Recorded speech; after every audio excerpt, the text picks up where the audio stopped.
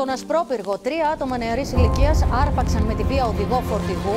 Σκηνές Φάρου Ες στον Ασπρόπυργο. Ακούστηκαν κάτι πυροβολισμοί λίγο πιο κάτω. Θύμα άγριας επίθεσης από ληστές έπεσε, κυρίες και κύριοι, μία ηλικιωμένη στον Ασπρόπυργο. Μια επίθεση σε ένα συνάδελφο στον Ασπρόπυργο. Σε πρατήριο καυσίμων.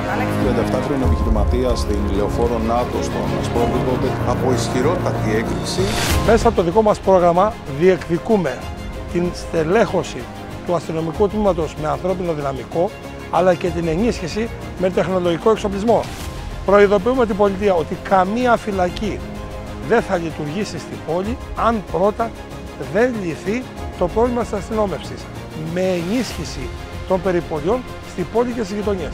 Δημιουργούμε ειδική αντιδημαρχία με αρμοδιότητα την ασφάλεια και την πολιτική προστασία. Ενισχύουμε και αναβαθμίζουμε τη δημοτική αστυνομία στα ευρωπαϊκά πρότυπα.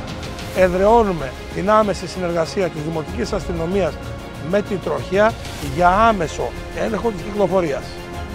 Δίνουμε περισσότερο φως στις γειτονιές της πόλης.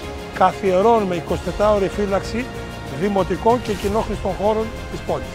Συγκροτούμε διακλαδική επιτροπή αστικής ασφάλειας. Εμείς μπορούμε να δώσουμε λύσεις, γιατί έχουμε τη γνώση. Προσωπικά έχω υπάρξει Γενικός Γραμματέας του Υπουργείου Προστασίας του Πολίτη. Έχουμε την πρόσβαση στα κέντρα λήψης των αποφάσεων. Έχουμε το πλάνο για να δημιουργήσουμε ένα Ασπρόπυργο ασφαλή για όλους. Ελάτε μαζί μας να πάμε το τόπο μας εκεί που του αξίζει. Μάθετε περισσότερα για το πρόγραμμά μας στο www.serafimchokas.gr.